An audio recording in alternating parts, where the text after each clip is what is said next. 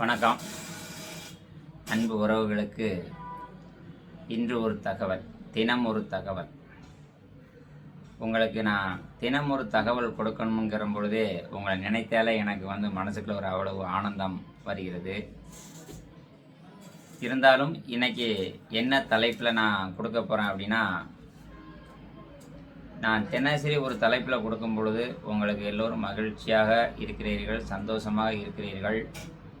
ஆனால் இன்னைக்குள்ள தலைப்பு பார்த்தீங்கன்னா, வாழ்க்கை ஒரு முறைதான். வாழ்க்கை ஒரு முறைதான். தினம் ஒரு தகவல், அது இன்று ஒரு தகவல். தினம் ஒரு தகவல், இன்று ஒரு தகவல். வாழ்க்கை ஒரு முறைதான். அதாவது சார், நீங்கள் பேசுகிறதெல்லாம் நல்லா தான் சார் இருக்குது, ஆனால் ஒரு சில சமயத்தில் ஃபோனை எடுக்க மாட்டேங்கிறீங்க அப்படின்னு உங்களுடைய கருத்தாகவும் இருக்கிறது.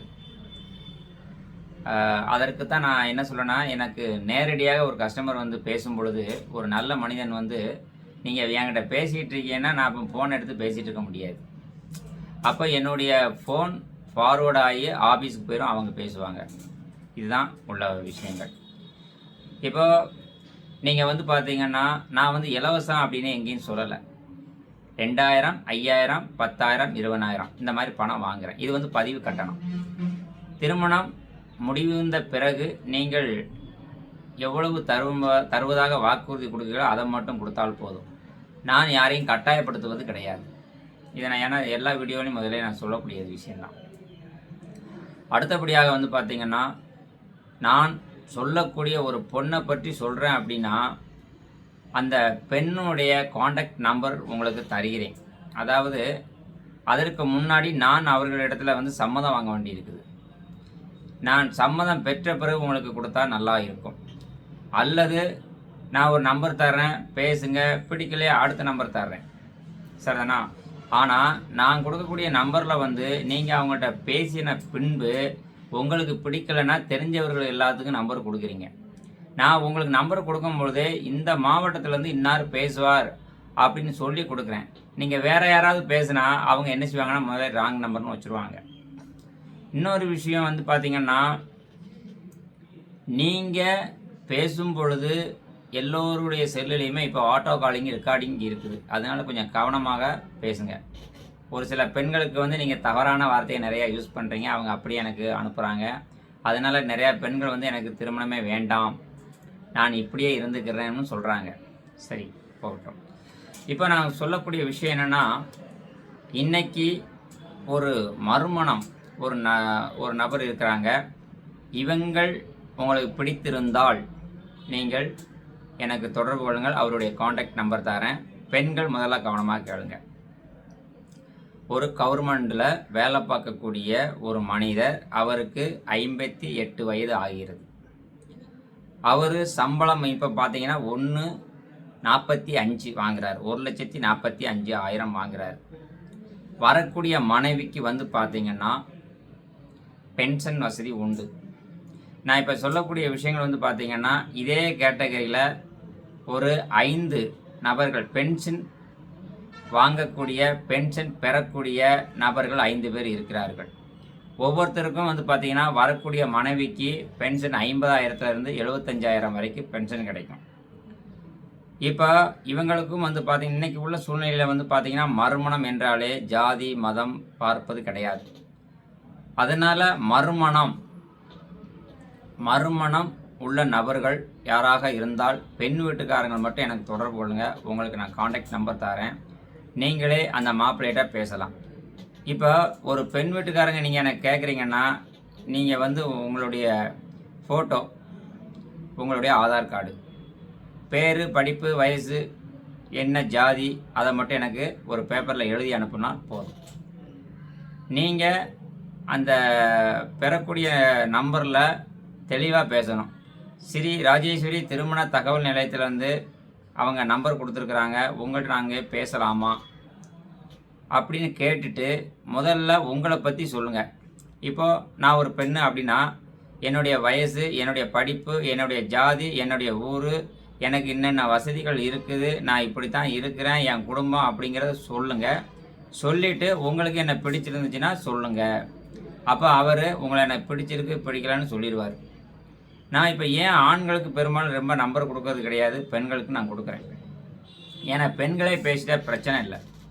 அடுத்தபடியாக ஒரு பெண் எனக்கு கடன் இருக்குது, எனக்கு 1 லட்சம் கடன் இருக்குது, 2 லட்சம் கடன் இருக்குது அப்படின்னா முதல்ல அந்த பெண்களாகிய நீங்கள் என்கிட்ட சொல்லுங்கள்.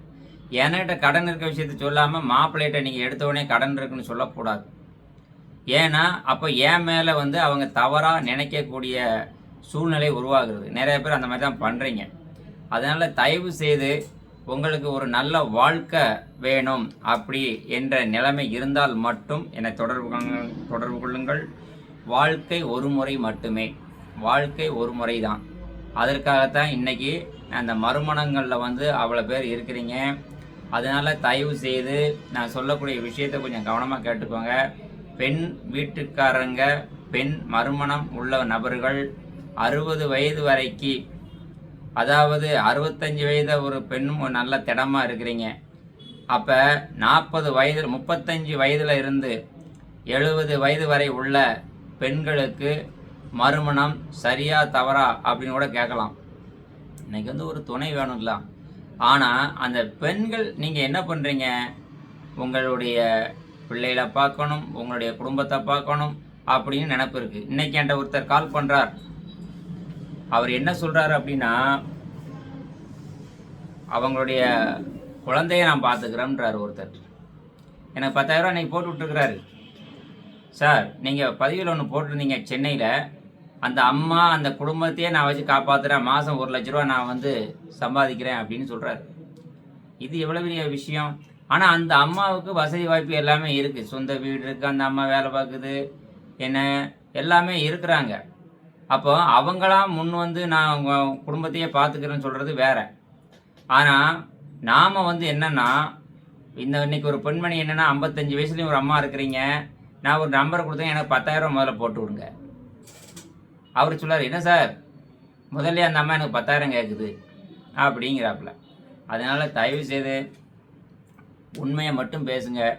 நேர்மையானவர்கள் மட்டும் என்கிட்ட வாங்க. அடுத்து நீங்கள் ஒரு முறை நேரில் இங்கே வாருங்கள். என்னுடைய அலுவலகத்துக்கு நேரில் வாங்க. இதில் விசிட்டிங் கார்டு நான் உங்களுக்கு கொடுக்குறேன்.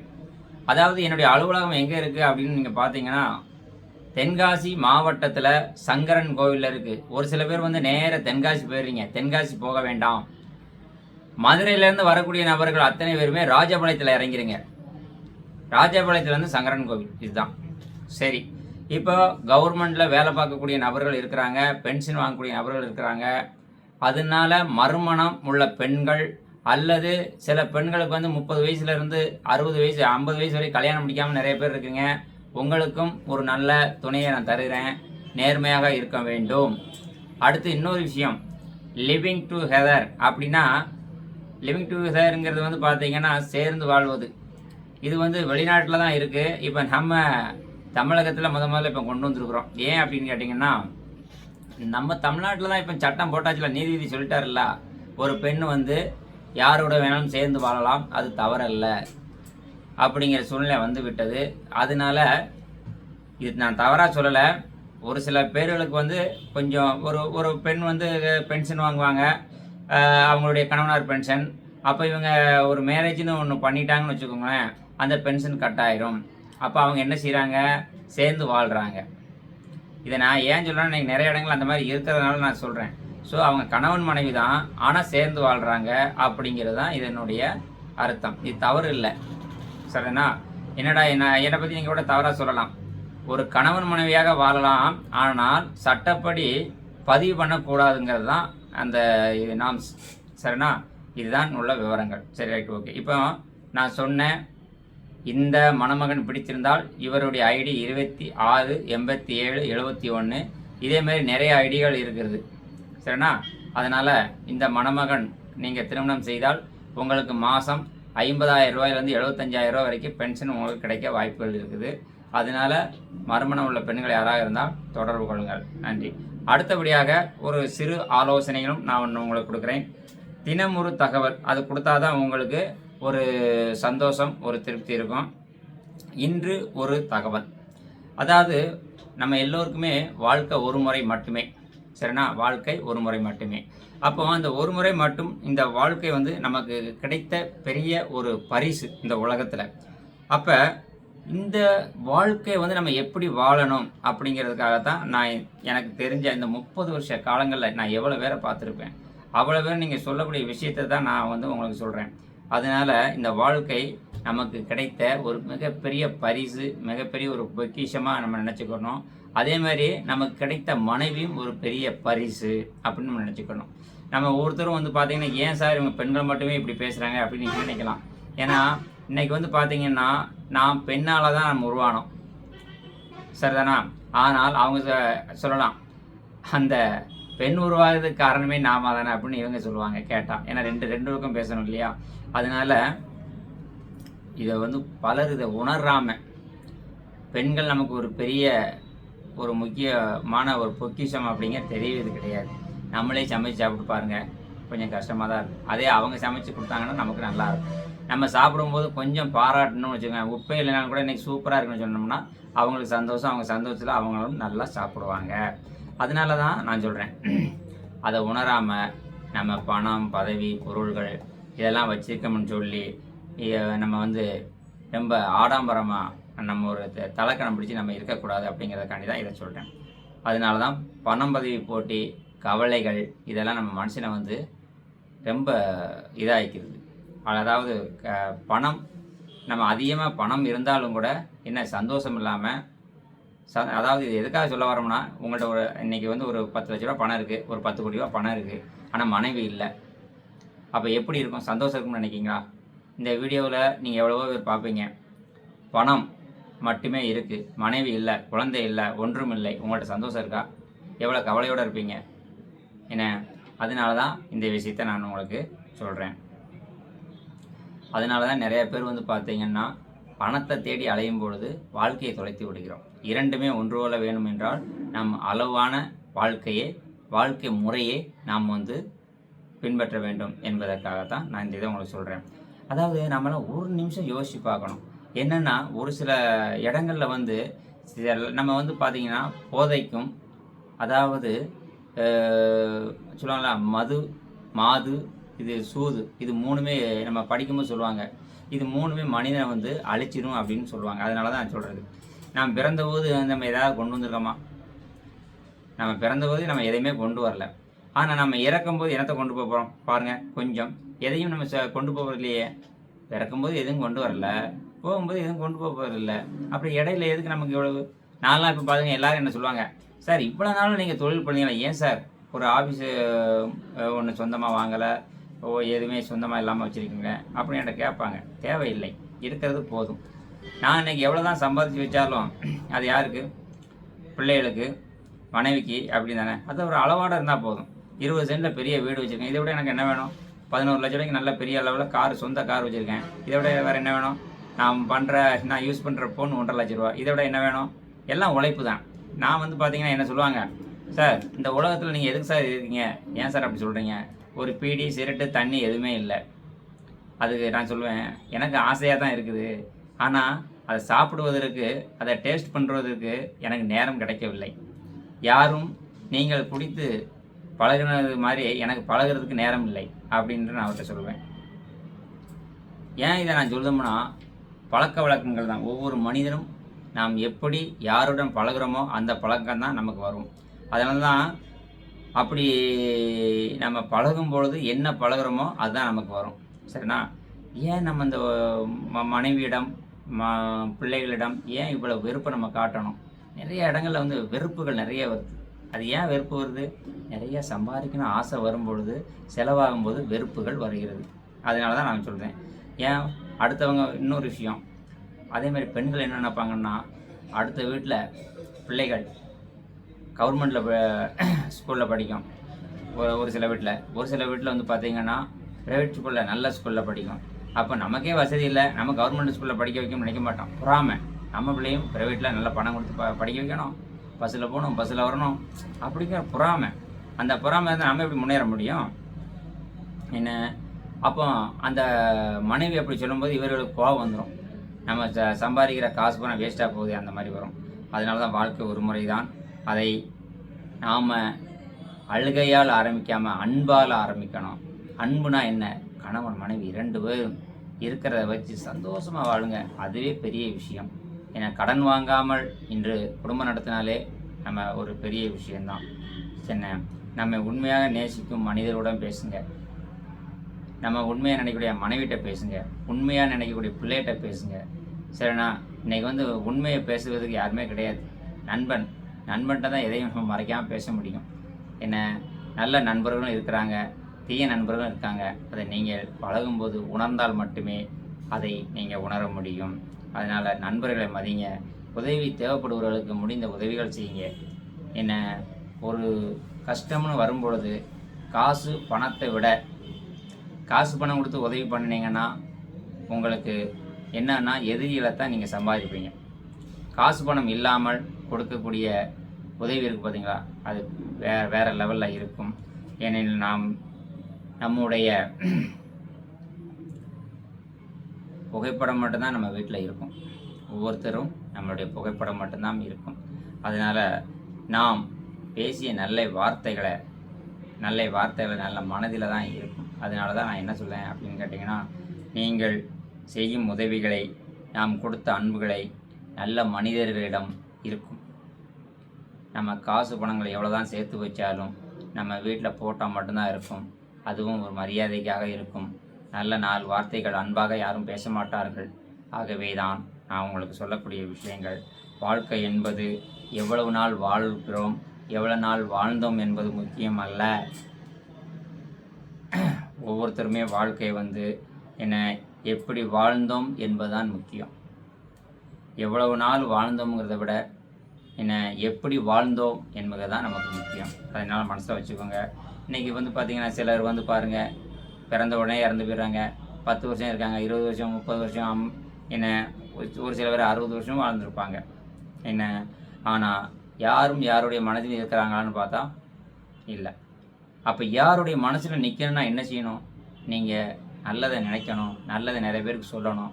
இப்போ நான் வந்து பார்த்திங்கன்னா இன்றைக்கி இவ்வளோ நாட்கள் ஆகிவிட்டது. 1ஆம் கிளாஸ் படிக்கும்போது நான் படித்த ஆசிரியர் பேர் முத்து விநாயகம். 8ஆம் கிளாஸ் படிக்கும்போது எனக்கு நடராசன் ஆசிரியர், எனக்கு 7ஆம் கிளாஸ் படிக்கும்போது சுஷீலா டீச்சர், 5ஆம் கிளாஸ் படிக்கும்போது முத்து விநாயகம். இப்படி நிறைய ஆசிரியர்களையும் நான் இன்னும் மனசில் வச்சுருக்கிறேன். ஏனென்றால் அவர்கள் வந்து நம்ம மதிக்கணும். அதாவது அவங்களாம் நமக்கு குரு.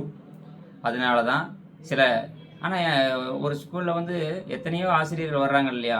ஏன்னா நம்ம வந்து அந்த மாதிரி நம்ம வந்து அவர்களை வந்து நம்ம மனசில் வச்சுருக்கோம். சில நல்ல மனிதர்களும் சில வருடங்களில் வந்து நம்ம கூட இருந்தாலும் அவர்களை வந்து இப்போ நான் எப்படி நம்ம கூட பழகின ஆசிரியர்கள் ஞாபகம் வச்சுருக்கணும், அது மாதிரி நம்ம வாழ்க்கையில் நம்ம பழகும்போது சில நல்ல மனிதர்களையும் நம் எண்ணத்தில், நம் மனதில் நம்ம நினைத்து கொண்டு தான் நம்ம இருப்போம். அதனால தான் நல்லதே செய்யுங்க அப்படின்னு நம்ம சொல்கிறோம். ஏன்னா இந்த வாழ்க்கை மீண்டும் கிடைக்காது. இந்த வாழ்க்கைங்கிறது வந்து மீண்டும் நமக்கு கிடைக்காது. வாழ்க்கை ஒரு முறை தான். அதை வெறுப்பில் வீணாக்காதீர்கள். அன்பில் வாழ்ந்து ஆனால் அழகான நினைவுகளுடன், நான் இப்போ சொன்னால அந்த நினைவுகள் எனது ஆசிரியர்களை சொன்னேன் இல்லையா, அது மாதிரி அந்த மாதிரி நீங்கள் வாழணுங்கிறதுனால தான் நீங்கள் இறுதியாக வாழ்க்கை ஒரு முறை தான். உங்கள் வாழும்பொழுது உங்கள் மனைவி உங்களை நினைக்க வேண்டும், உங்கள் பிள்ளைகள் உங்களை நினைக்க வேண்டும், உங்கள் கனவுமார்கள் உங்களை நினைக்க வேண்டும்.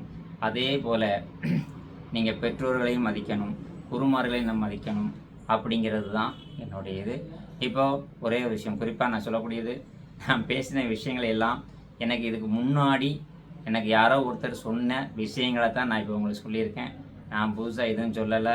நான் அவ்வளோ பெரிய மனிதர்களும் கிடையாது. இருந்தாலும் இது போன்று ஒரு சில விஷயங்களை, தெரிந்த விஷயங்களை சொல்லும் பொழுது உங்களுக்கு புரிந்திருக்கும் என்று நினைக்கிறேன். ரைட்டு. இப்போ சுருக்கமாக நான் இப்போ பேசின வார்த்தைகள் உங்களுக்கு எப்படி இருக்கும் என்று தெரியவில்லை. இருந்தாலும் கடைசியாக ஒன்று சொல்லிக்கொள்ள விரும்புகிறேன். அதாவதாக நான் ஒரு சேவையாக பண்ணுகிறேன். ஆனாலும் எனக்கு வந்து இப்போ ஒரு விஷயம் என்னென்னா, இதில் நிறைய பேருக்கு வந்து குறைகளும் இருக்குது. என்னுடைய அலுவலகத்தில் வந்து சார் எனக்கு வந்து சரியாக முடித்து தர மாட்டேங்கிறீங்க அப்படின்னு சொல்லுவீங்க. அதுக்கு சில காரணங்களை சொல்கிறேன். அதாவது வந்து இங்கே நான் வந்து ஒரு நபருக்கு வந்து பார்த்திங்கன்னா வேலையாட்களை வந்து ஒரு 10 பேருக்கு முதல்ல முடிச்சு கொடுங்கப்பா அப்படின்னு சொல்கிறேன். போன மாதம் மட்டும் 16 திருமணங்கள் நடந்திருக்கு. ரொம்ப சந்தோஷமாக இருக்குது. ஆனால் யாரும் பணம் கொடுக்கல. ஒரு 10,000 கேட்குற மக்கள் கூட நம்மளை ஏமாத்துறாங்க. 5,000 கட்டிட்டு அவங்களும் முடிச்சுட்டு போயிருக்காங்க. ஃபோனே எடுக்க மாட்டேங்கிறாங்க. அதனால் மறுமணம் என்றால் மினிமம் ஒரு 10,000 கட்டிடுங்க. முதல் மணம் என்றால் ஒரு 5,000 கட்டுங்க. என்ன ஏன் இதை நான் சொல்கிறேன் அப்படின்னா, எனக்கு வேலையாளர்களுக்கு சேலரி கொடுக்க வேண்டியிருக்கனால தான். நீங்கள் 1000 2,000 கட்டினீங்கன்னா கொஞ்சம் ஸ்லோவாக இருக்கும் வேலைகள். அடுத்தபடியாக உங்களுடைய வாட்ஸ்அப்புக்கு ஃபோட்டோஸ் வரும். அது பிடித்திருந்தால் நான் அவரோட பேசி உங்களுக்கு சொல்கிறேன்.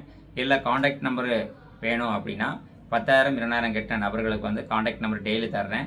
நீங்களும் பேசிக்கொள்ளுங்கள். ஆனால் தயவு செய்து மிஸ்யூஸ் மட்டும் பண்ணிடாதீர்கள். நான் பேசின வார்த்தைகள் ஏதாவது குறைகள் ஏதாவது இருந்தாலும் நீங்கள் எனக்கு வந்து கமெண்ட்ஸ் பண்ணுங்கள். முதல்ல சப்ஸ்கிரைப் எல்லாரையும் பண்ணுறீங்க, நல்லா பண்ணுறீங்க, ரொம்ப நன்றி.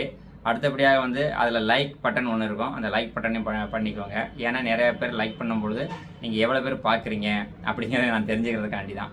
இந்த வீடியோ நீங்கள் எத்தனை பேர் பார்க்குறீங்க அப்படிங்கிறதுக்காண்டி முதல்ல இதில் என்னென்ன பண்ணணும் அப்படிங்கிற நான் சொல்கிறேன். ஏன்னா என் மேலே ஒரு மதிப்பு மரியாதை நீங்கள் வச்சிருக்கிறதுனால தான் நான் இதை சொல்கிறேன். நீங்கள் சப்ஸ்கிரைப் எல்லோரும் பண்ணிடுறீங்க, அடுத்து ஷேர் பண்ணிடுறீங்க, நான் இந்த வீடியோ பார்த்த உடனே நிறைய பேருக்கு அனுப்புகிறீங்க. அடுத்தபடியாக லைக் பட்டன் ஒன்று இருக்கும் பார்த்தீங்களா, அதை பண்ணிடுங்க. 4வது கமாண்டு பண்ணலாம். கமாண்டு அப்படின்னா நீங்கள் அதில் எப்படிங்கிறது பக்கத்தில் கேட்டு தெரிஞ்சுக்கோங்க. கமாண்டுன்னா இந்த வீடியோவை பார்த்துட்டு நிறைய பேருக்கு பயனுள்ளதாக இருக்கும், ஒரு சிலருக்கு பிடிக்காத விஷயங்களாகவும் இருக்கலாம். நான் அதுக்கு நான் என்ன சொல்கிறேன்னு தெரியல. இருந்தாலும் நீங்கள் கொஞ்சம் கமாண்ட் பண்ணும்போது மற்றவருடைய மனது புண்படும்படியாக பண்ண வேண்டாம். அதே போல் ஒரு சில பேருக்கு சர்வீஸ் ஏதாவது குறை இருந்ததுன்னா என்னுடைய நம்பர் 8012 8012 13. இது என்னுடைய ஓன் நம்பர். இந்த நம்பரில் வாட்ஸ்அப்பில் சார் நான் இவ்வளோ ரூபா பணம் கட்டினேன், எனக்கு இதுவரையில் எந்த தகவலும் வரவில்லை அப்படிங்கிற எதுவாக இருந்தாலும் வாட்ஸ்அப்பில் நீங்கள் பேசி அனுப்பிட்டீங்கன்னா நான் அதில் பார்த்து உங்களுக்கு ரிப்ளை பண்ணிடுவேன். இரவு 12 மணி ஆனாலும் பரவாயில்ல, நான் உங்களுக்கு ரிப்ளை கொடுத்துருவேன். ரொம்ப நீங்கள் ஃபோன் பண்ண வேண்டியது இல்லை. அலுவலகத்தில் இப்போ ஆட்கள் நிறையா போட்டிருக்கிறேன், அவங்க உங்களுக்கு நல்லா சப்போர்ட் பண்ணி தருவாங்க. வேலையாட்கள் நீங்கள் உங்களுக்கு தெரியாத விஷயம் கிடையாது. எங்கேயுமே வேலைக்கு ஒழுங்காக ஆட்கள் இல்லை. ஆனால் என்னுடைய அலுவலகத்தில் எல்லாம் ஒரு சேவை மனப்பான்மையோடு பார்க்குறாங்க. அதனால் இன்னும் அடுத்த மாதம் ஒரு 20 பேர் ஆரம்பிட்டுருக்குறாங்க. இன்னும் கொஞ்சம் சர்வீஸ் நல்லா பண்ணி தர்றேன், சரிங்களா? அடுத்தபடியாக இன்னொரு விஷயம், எதுவாக இருந்தாலும் எனக்கு வாட்ஸ்அப்லேயே வந்து தயவுசெய்து நீங்கள் பண்ணணும்னு வேண்டிக்கிறேன். இதுவரை பொறுமையாக இந்த வீடியோவை நீங்கள் பார்த்துருக்கீங்க. அதுக்கு நான் வந்து உங்களோட இருகரம் கூப்பி வேண்டுகிறேன். நன்றி. தினம் ஒரு தகவல், இன்று ஒரு தகவலுங்கிறதுல நாளைக்கு வேறு தலைப்பில் உங்களுக்கு கொடுக்குறேன். நன்றி, வணக்கம். நன்றி.